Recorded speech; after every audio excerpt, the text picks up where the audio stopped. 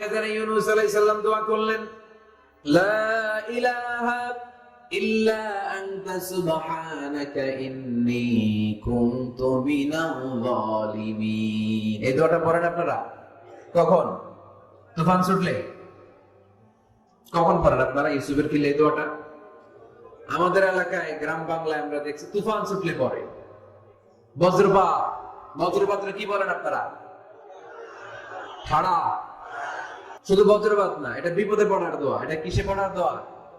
রাস্তায় বিপদে পড়েছেন এই দোয়া পড়েন, অফিসে বিপদে পড়েছেন এই দোয়া পড়েন, ঘরের ভেতরে বিপদে পড়েছেন এই দোয়া পড়েন।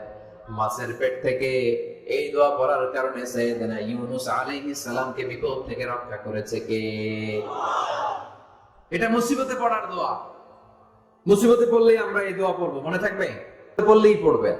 শুধু এমন না যে তুফান ছুটলে পড়বেন, আকাশে থান্ডার বজ্রপাতে পড়বেন না।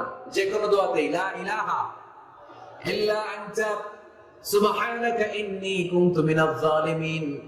লা ইলাহা, কোনো মাবুদ নাই, ইলাহা নাই, ইল্লা আনতা, আল্লাহ তুমি ছাড়া কোনো উপাস্য নাই, সুবহানাক তুমি পবিত্র, ইন্নী কুনতু মিনাজ জালিমিন আমি জালিমদের অন্তর্ভুক্ত। ঠিক কি না? এজন্য আল্লাহ বলেন আমার কাছে চাও, চাওয়ার মতো চাইলে আমি সব দিয়ে দিতে পারি। কেউ ফিরে না খালি হাতে আল্লাহরে তোর দরবারেতে। সবাই পড়েন, কেউ ফিরে না। এই কথাটা 100% ঠিক না?